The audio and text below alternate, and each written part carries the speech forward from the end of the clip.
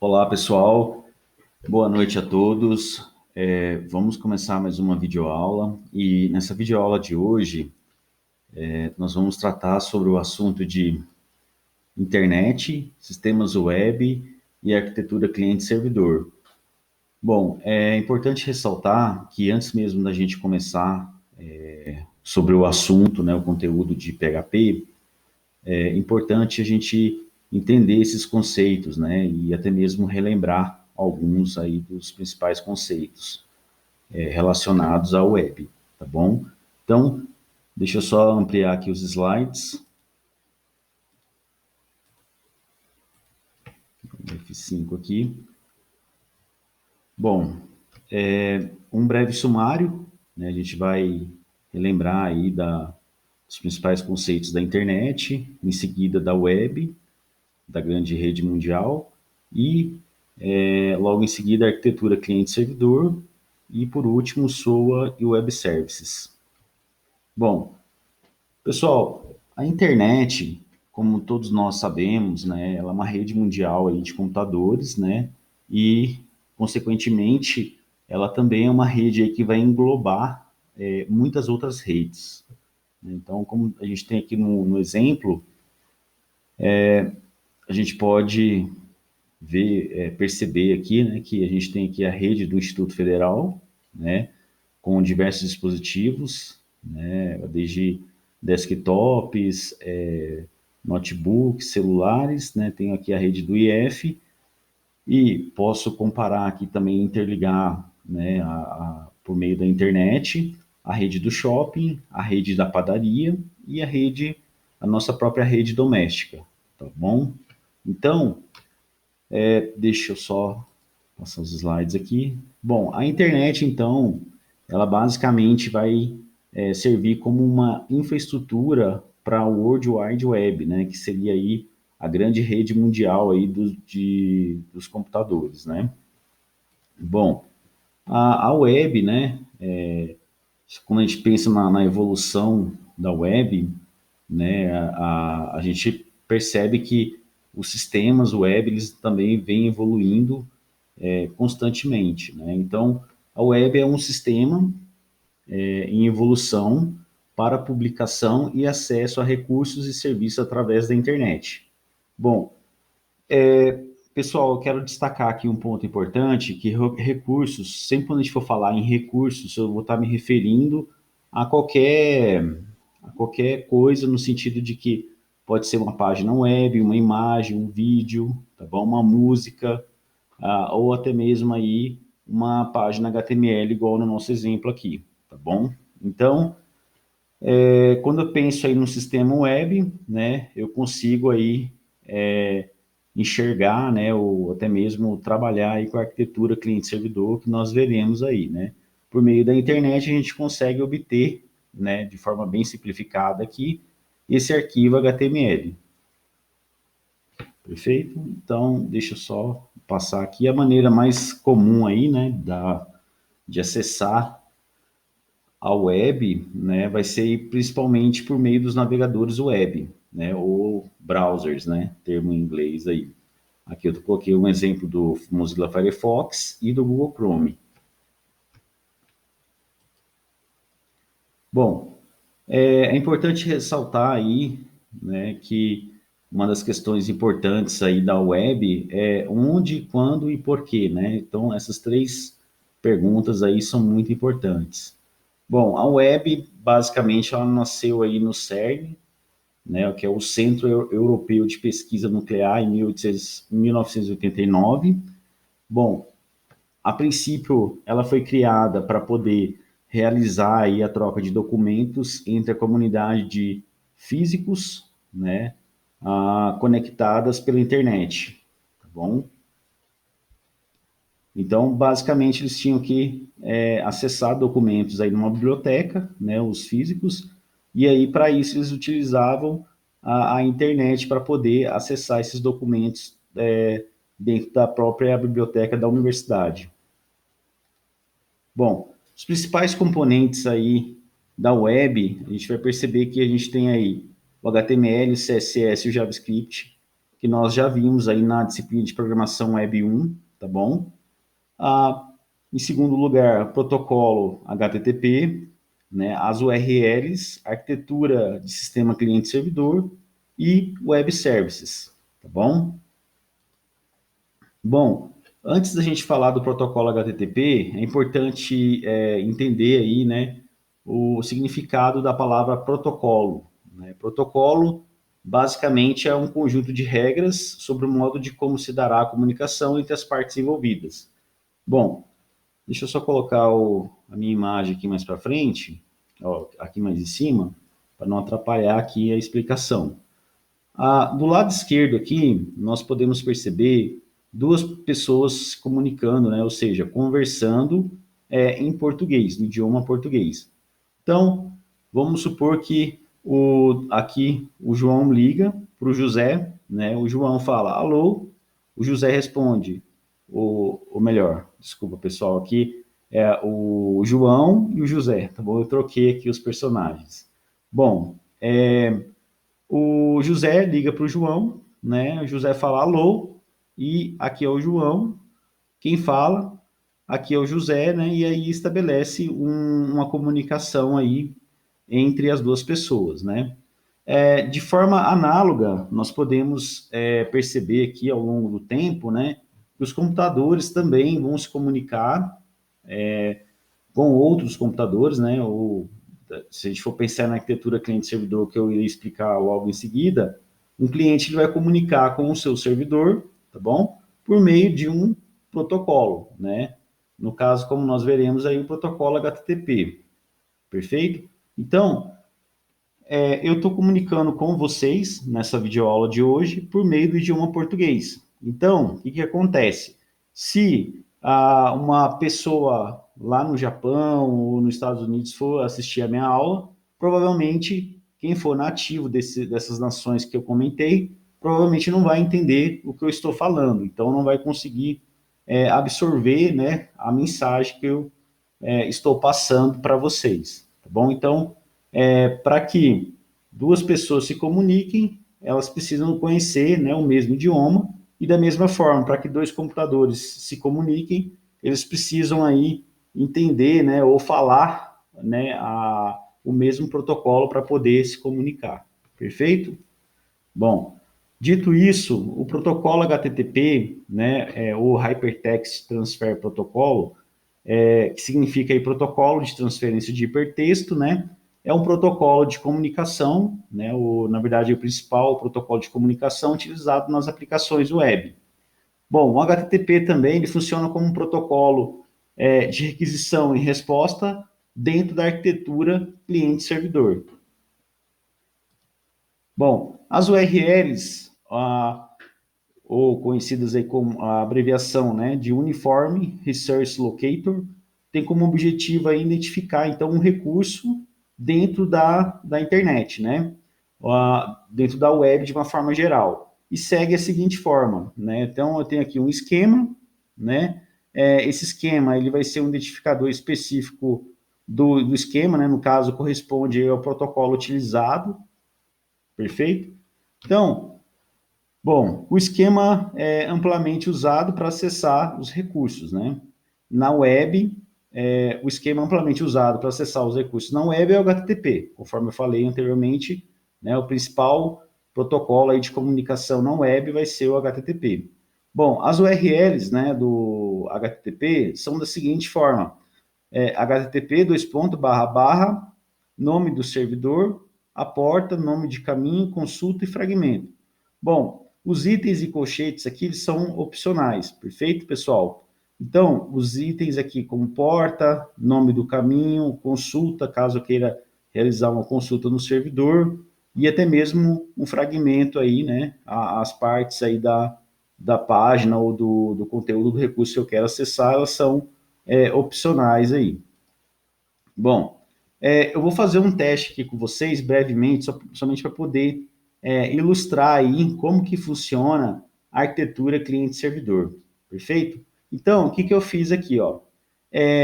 Eu criei uma página bem simples, tá bom? Inclusive, vou até abri-la aqui para vocês poderem visualizar melhor, tá bom? Então, deixa eu só abri-la aqui.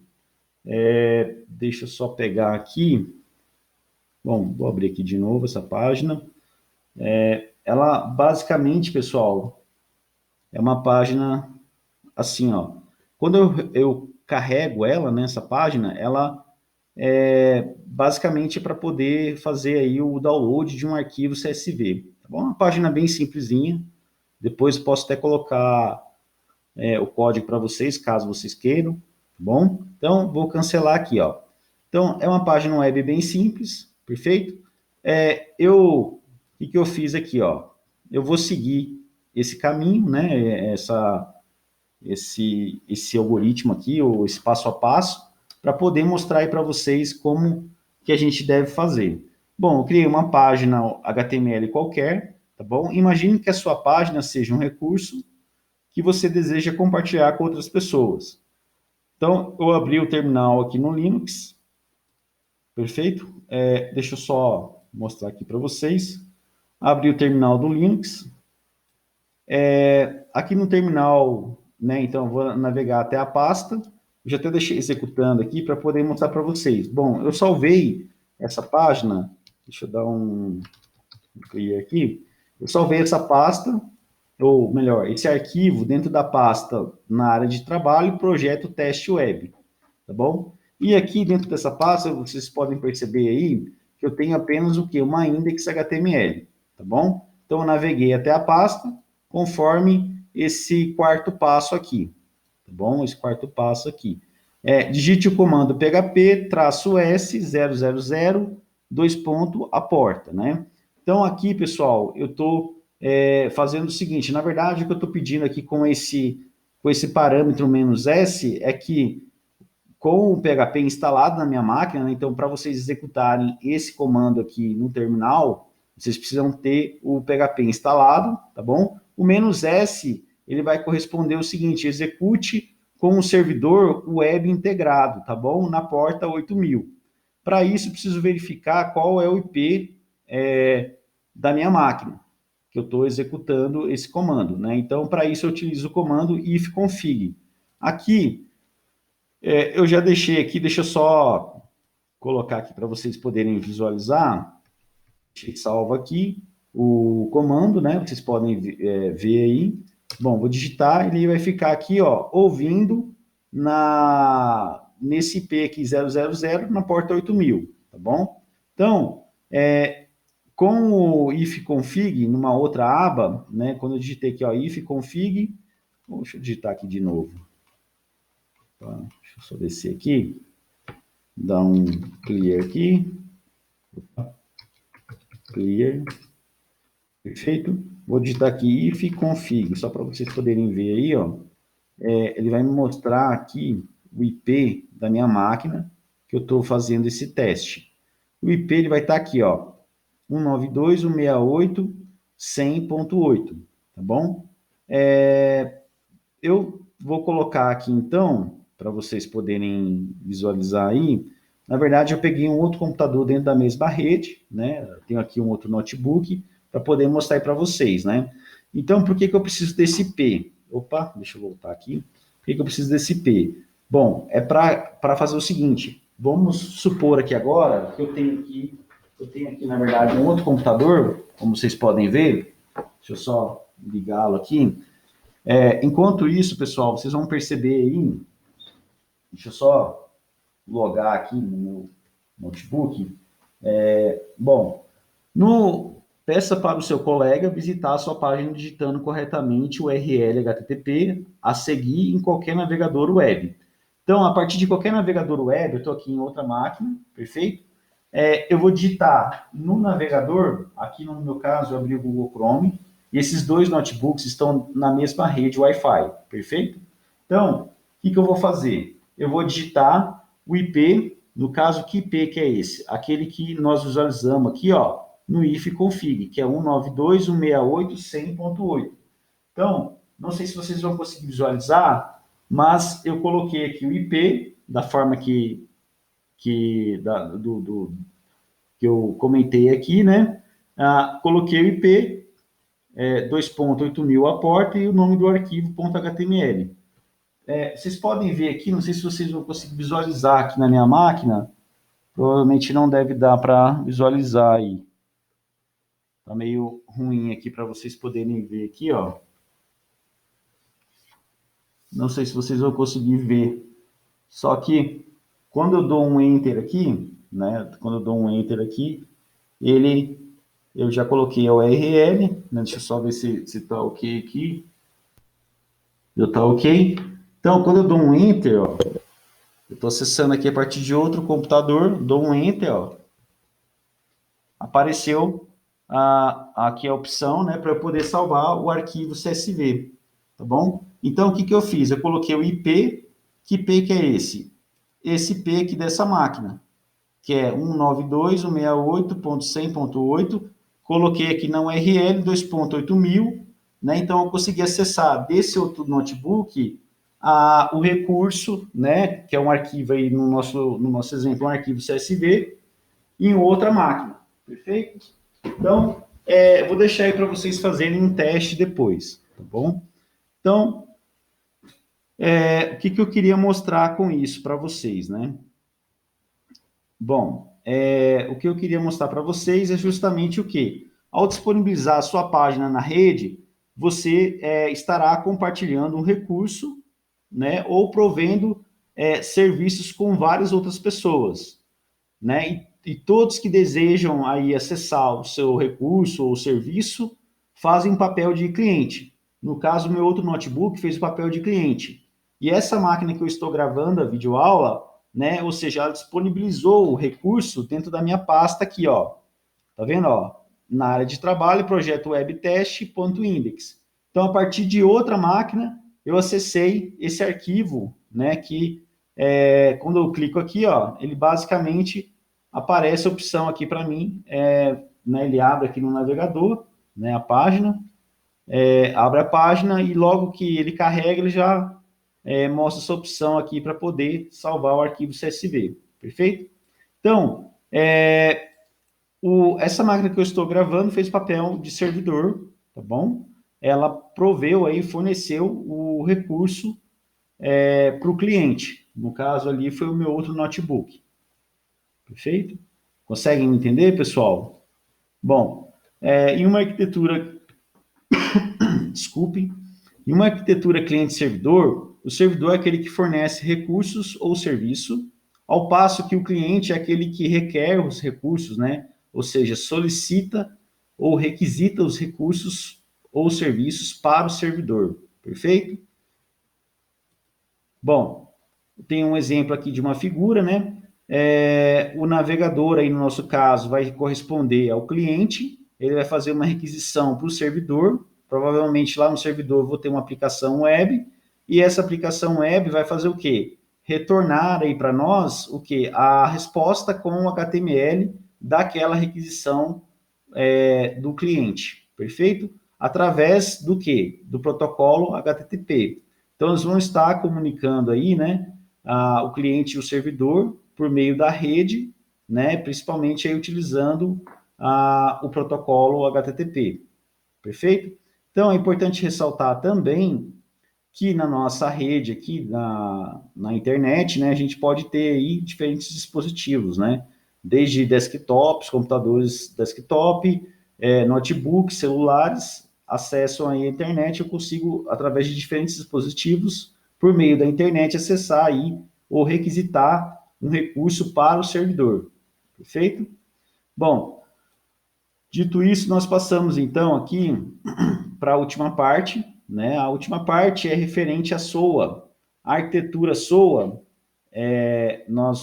como nós podemos perceber aqui, né, é uma arquitetura orientada a serviços ou Service Oriented Architecture, ou abreviando aí a sigla SOA, né? O SOA, então, é um conjunto de funcionalidades bem definidas em forma de serviço disponibilizados através da rede, né? Então, eu consigo criar toda uma aplicação como se aqui fosse um algoritmo, a parte lógica da minha aplicação, e cada parte dessa lógica da minha aplicação, eu tenho um serviço correspondente ou associado aí, que vai executar uma determinada tarefa, tá bom? Ou realizar um determinado cálculo ou uma determinada operação.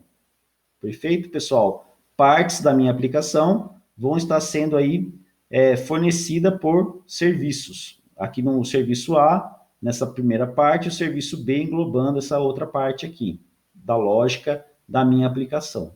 Perfeito? Bom, deixa eu colocar aqui mais para cima.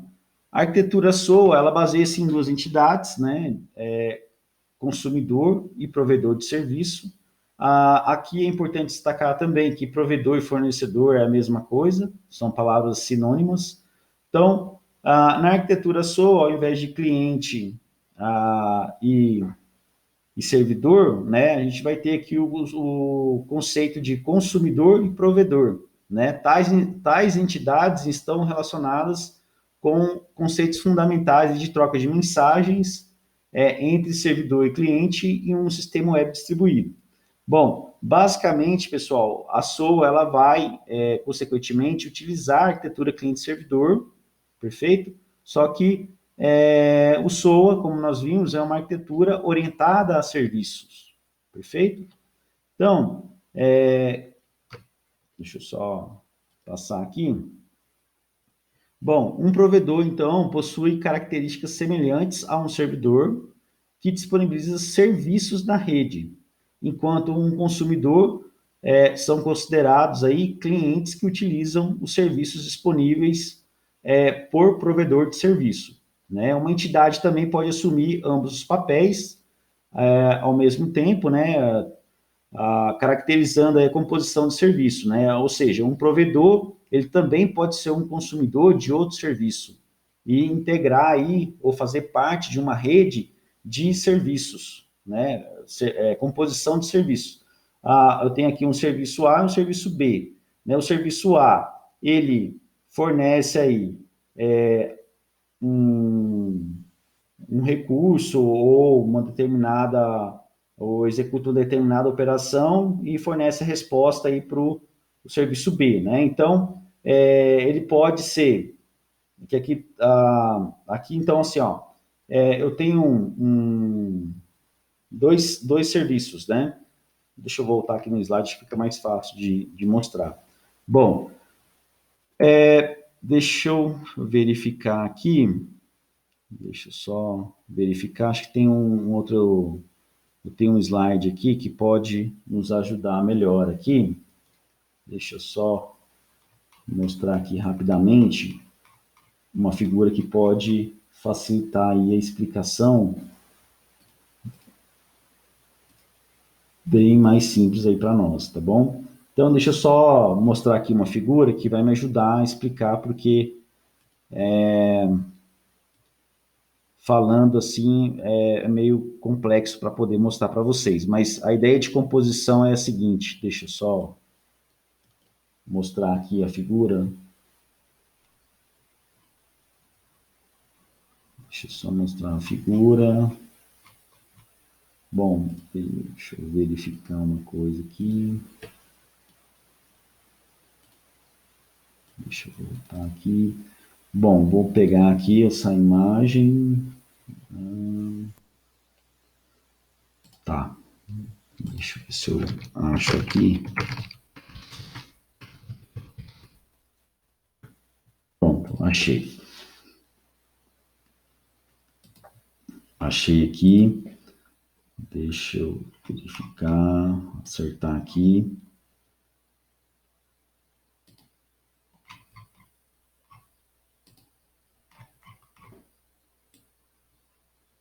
Bom, achei aqui, deixa eu só mostrar aqui rapidamente.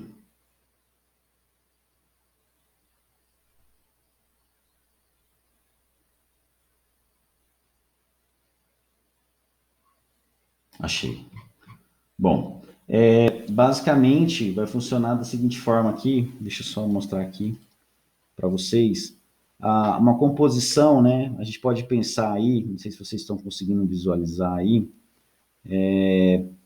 Deixa eu pegar aqui. Então, assim, ó, eu tenho um serviço, né? Ele vai estar formando aí uma rede de serviços, né?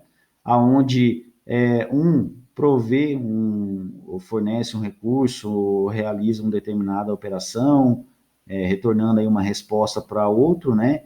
Então, um requisita o outro e também é fornecedor do outro, né? Então, formando aí uma rede de serviços, perfeito? Então, isso é a composição aí de serviços, perfeito, pessoal? Então, é basicamente isso aí que eu queria mostrar aí para vocês em relação à composição aí, né? Deixa eu voltar aqui, ó, composição de serviços, né? Então, quando eu tenho aí um fornecedor que ele também não é só provedor, mas também consumidor, né? Então, ele provê para um, né? Ele provê algo para um outro serviço e ele, ao mesmo tempo, é consumidor de um outro serviço, perfeito? Então, essa é a ideia aí da composição. Bom, aqui eu tenho na figura a seguir, né, um programa que faz o papel aí de consumidor de serviço, né, onde ele envia aí pela rede uma requisição para o provedor executa, né, e processa essa requisição, né, e envia aí pela rede, né, a resposta para essa requisição aí para o programa do consumidor, né. Então essa daqui é a interação básica entre provedor e consumidor. Sempre lembrar aí que requisição e resposta vai estar acontecendo aonde? Dentro da rede de computadores, perfeito? E quando nós estamos preocupados aí, né,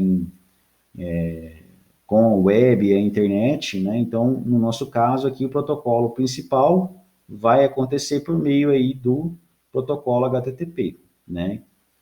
Então, bom, os web services, pessoal, eles são aí a unidade básica aí da arquitetura orientada a serviços, né?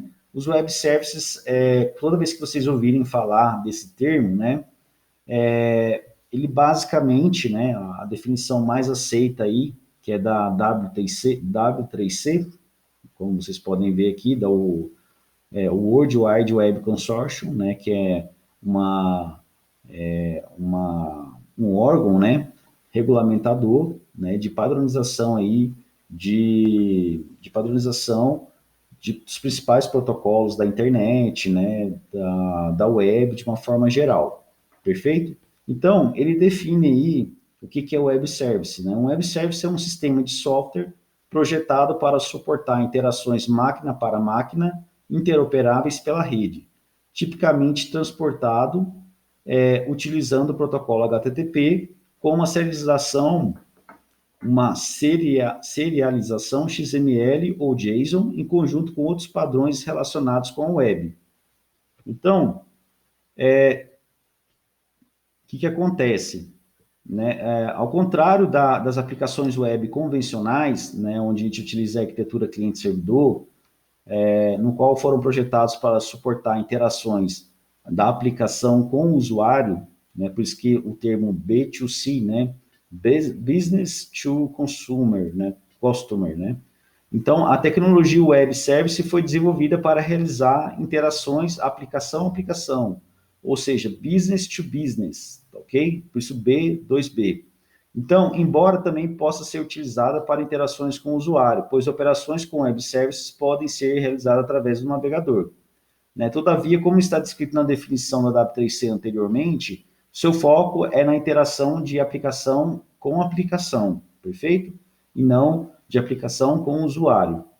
O seu principal objetivo é solucionar aí, né, o problema de integração de aplicativos heterogêneos. Ou seja, o foco está na interoperabilidade. Bom, o que eu quero dizer com isso?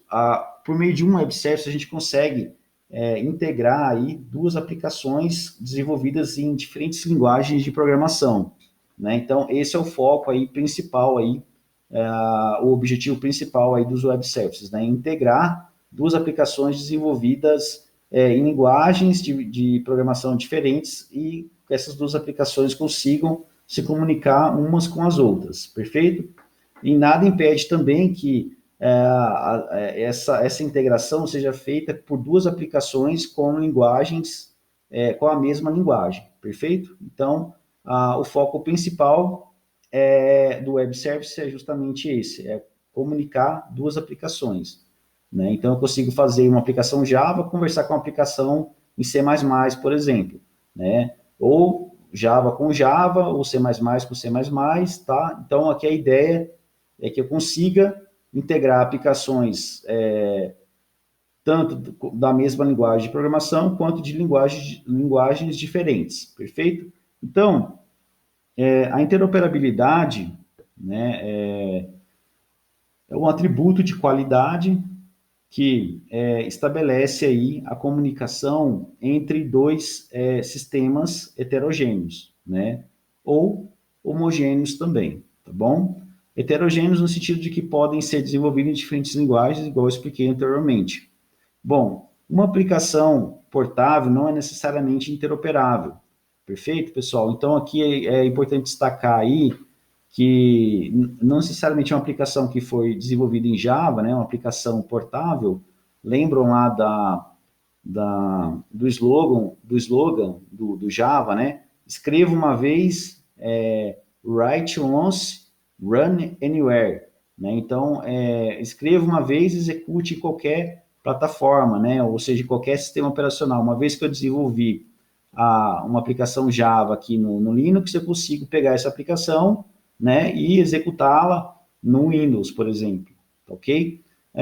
Isso é portabilidade, né, um relacionamento horizontal, né, eu consigo pegar do Linux e executar no Windows, né? Então, repare que não houve comunicação, né, simplesmente no fato de eu pegar uma aplicação, desenvolver uma aplicação numa determinada plataforma ou sistema operacional e executá-la em outro sistema operacional, perfeito? Então, isso é portabilidade.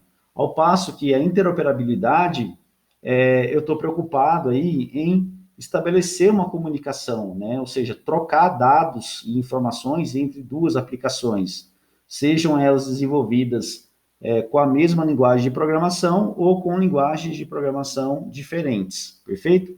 Bom, é importante destacar também que, igualmente, assim, uma aplicação interoperável, ela não é necessariamente portável, né?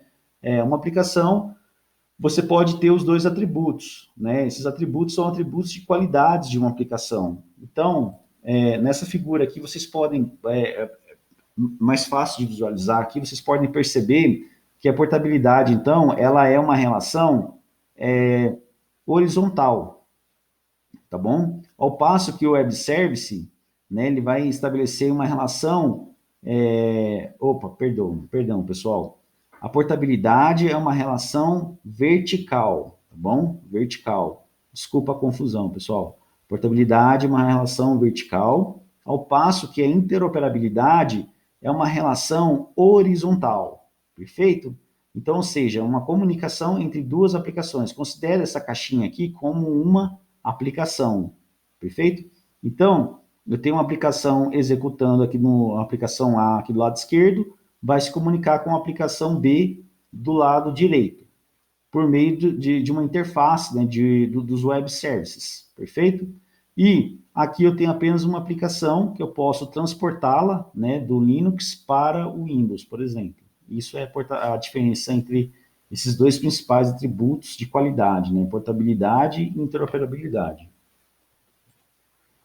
Bom, aqui os web services, né? Uma ilustração aqui, eu tenho uma aplicação cliente, né? Então repare que agora eu não tenho mais o usuário aqui, o cliente é a aplicação que requisita para uma outra aplicação que está no servidor, tá bom? Para o web service, e o web service responde aí, né? Com o JSON, né? Com uma resposta no JSON. A gente vai entender também o que é o JSON. E tudo isso utilizando o quê? O protocolo de comunicação HTTP.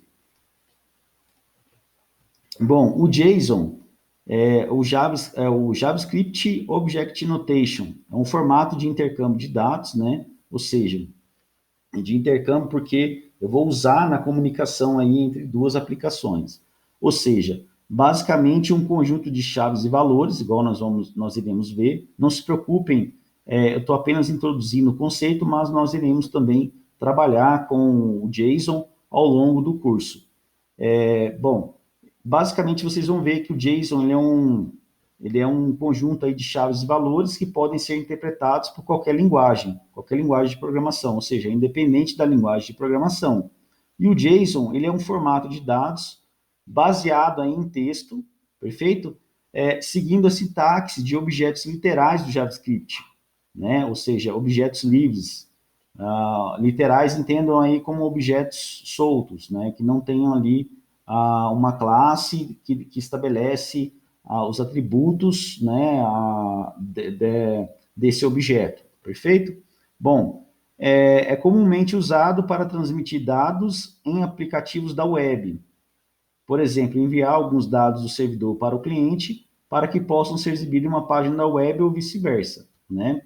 Então, a gente pode tanto receber um JSON quanto enviar um JSON, né? Quando eu falo receber um JSON, eu me refiro a receber um JSON do servidor para o cliente, né? Ou mandar um arquivo JSON do cliente para o servidor, perfeito? Bom, a capacidade, o JSON ele também possui uma capacidade de armazenar dados, né? E por meio do JSON a gente consegue representar aí as principais estruturas de dados gerais, aí como registros, listas e árvores, tá bom? A sintaxe JSON é significativamente mais simples, né? E bem mais leve, né? Em comparação aí, né? Com o XML, né? A questão aí justamente de processamento, né? Onde o XML, aqui eu tenho um exemplo do JSON, vocês vão perceber a diferença do JSON para o XML. Um exemplo de um arquivo em JSON, né, de um livro, onde eu tenho aí o atributo autor, né? Então lembrando que é chave e valor, então eu tenho aqui um objeto formado pelas chaves, né? Aqui eu tenho apenas um objeto livro, né? Que eu não descrevi aqui, né, na verdade, mas aqui entenda como um objeto livre, perfeito? A gente não se preocupe também agora, nesse instante, porque nós iremos trabalhar com o JSON também ao longo do curso. Então, aqui, esse abre chaves e fecha chave denota aí um objeto JSON, tá? Onde eu tenho aí 3 atributos, autor, título e ID, né, com seus respectivos valores, perfeito? Então, o XML, né, ele vai fazer o mesmo papel do JSON, né? Só que o XML ele era muito utilizado antigamente, tá bom? Então, hoje já se utiliza muito mais o JSON por questões de ser mais leve no processamento, né? Ele é muito mais eficiente, tá bom? Então, o XML é a abreviação do Extensible Markup Language, XML, né? É uma linguagem genérica e padronizada de marcação. Isto é, uma linguagem capaz de escrever uma organização lógica, né, toda a estrutura ali de dados através de tags definidas. Essas tags é o próprio desenvolvedor que cria, né, que criam essas tags e estabelece essas tags. Elas não têm uma regra igual o HTML, tá bom? Então são tags próprias que nós mesmos podemos criá-las, tá bom? Então o XML e o JSON são formatos populares, né, utilizados aí para os mesmos fins, né, e amplamente aceitos. Então, os dois são formatos aí muito populares e amplamente aceitos, e eles são a base principal para o desenvolvimento dos web services, né? Então, não faz sentido, não existe web service sem você trabalhar com o JSON ou com o XML, perfeito? Portanto, essa é a principal diferença, né, e a mais significativa entre os dois formatos no intercâmbio de dados, né? Então, a questão é justamente essa. O processamento do XML, ele demanda um recurso maior de tempo, né? Ao passo que o JSON, ele se torna aí muito mais eficiente devido à sua estrutura e todo o seu formato, né? Por exemplo, aqui o XML, o mesmo exemplo do JSON, olha só, eu tenho aqui as tags que eu mesmo criei aqui, né? Por exemplo, tag livro, autor, tag título e ID, né? Então, aqui eu tenho um livro com autor, título e ID. Perfeito? Então, repare que não existe essa tag no HTML. Aqui no XML, a gente tem a total liberdade de criar nossas próprias tags para poder aí estruturar os nossos dados, né?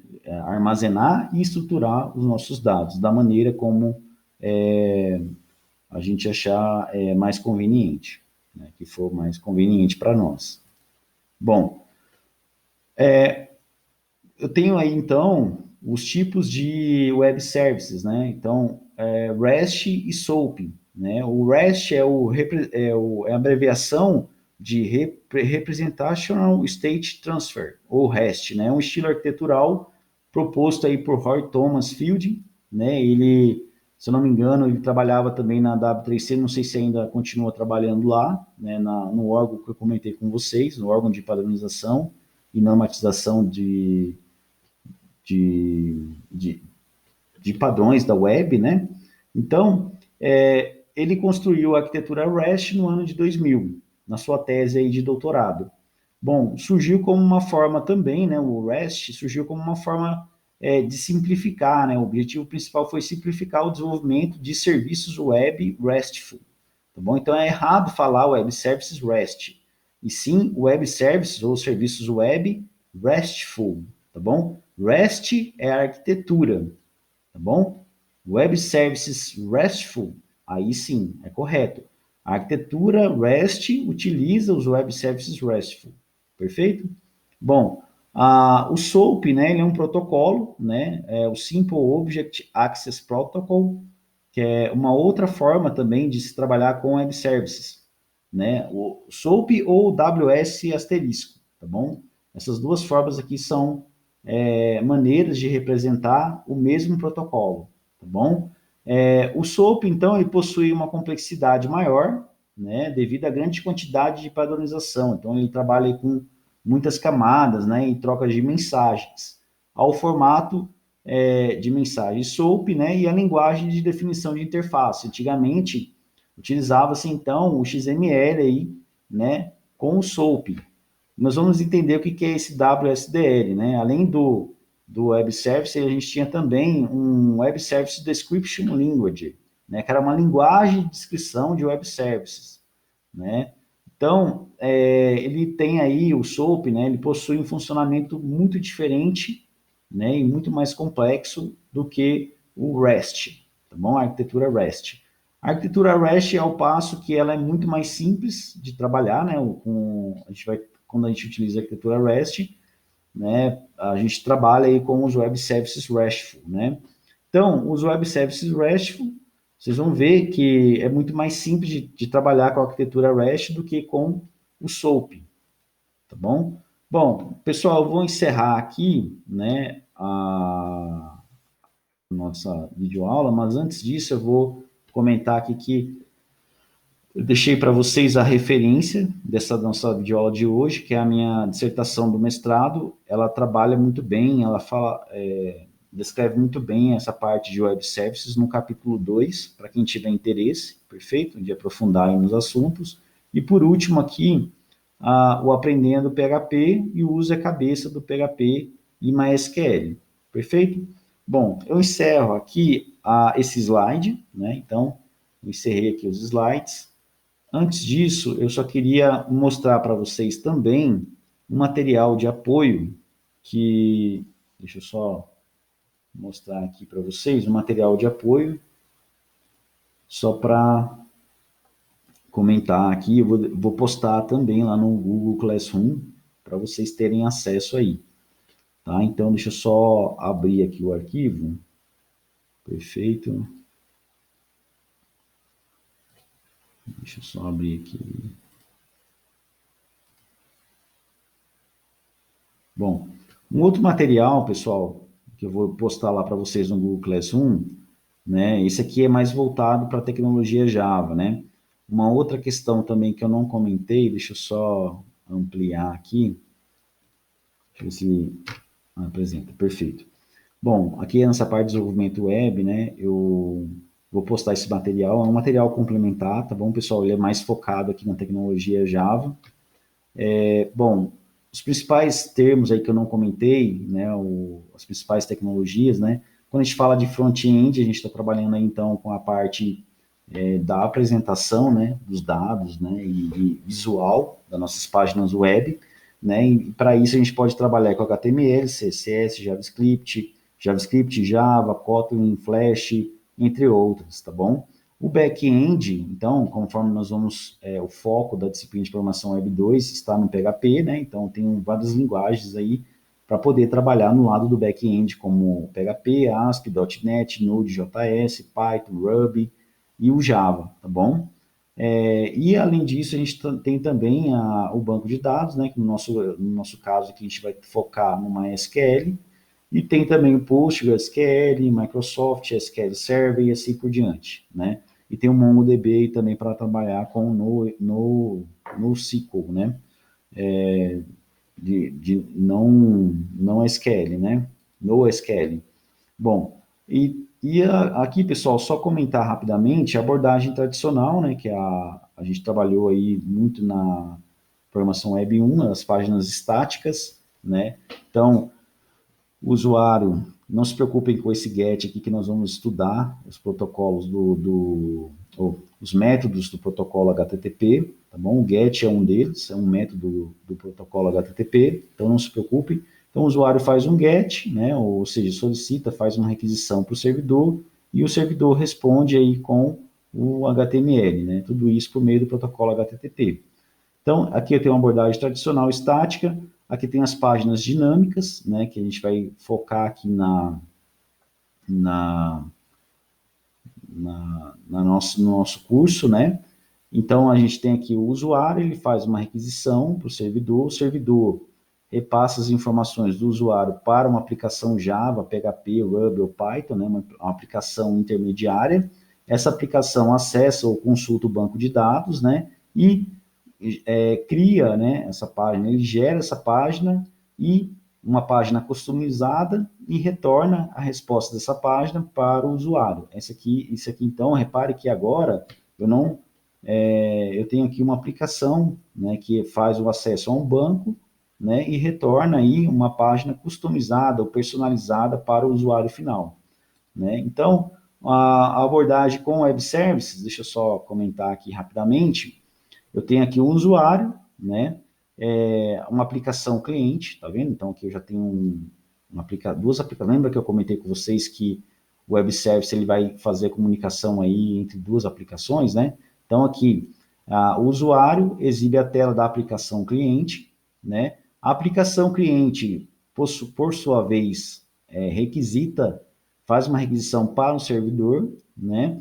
O servidor repassa essas informações do usuário para uma aplicação do servidor, que pode ser em Java, PHP, Ruby ou Python.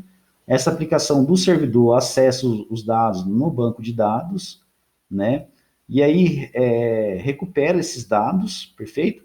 E aqui ela não vai retornar uma página, ela vai retornar os dados contidos aí, né, ou armazenados e todos estruturados por meio de um JSON, um arquivo um JSON ou XML, né, ou até mesmo um texto puro, né? Então eu vou consultar esses dados e retornar esses dados para a aplicação cliente, né? Então a aplicação cliente, né? Então está comunicando aí com a aplicação do servidor. E o que acontece? Ambas as aplicações, né, elas precisam entender o que é o JSON, né? Então, elas precisam trabalhar com o web service aí, utilizando JSON, tá bom? Então, aqui, ó, eu tenho a aplicação cliente, que vai fazer o papel aí de intermediário entre o usuário e o servidor, né? E a aplicação do servidor, que vai fazer o papel aí intermediário, né, entre o servidor e o banco de dados, perfeito? Então, aí o que acontece? A partir do momento que eu obtenho esses dados do meu web service, aí sim a aplicação cliente renderiza, né? Ou seja, ela mostra os dados do web service na página HTML para o usuário final, né? Seja aí o código HTML ou até mesmo na tela do dispositivo móvel, do celular do usuário final. Perfeito? Então, esse material aqui, pessoal, é apenas um material de apoio para vocês, um material complementar para vocês entenderem melhor aí como que funciona, né, as abordagens aí que a gente vai trabalhar ao longo do curso, tá bom? Então, é muito importante que vocês estudem esses materiais aí que eu vou postar lá no Google Classroom, perfeito? Então, tá joia, pessoal. Os próximos slides aqui são mais focados no Java, então não precisa se preocupar, tá bom? É só para poder, esses 3 slides aqui que são os mais importantes, né? Que é abordagem tradicional, opa, abordagem tradicional, abordagem dinâmica e a nova abordagem que é o transporte de dados aí por meio de web services. Perfeito? Então, é isso aí, pessoal. Grande abraço a todos e até mais.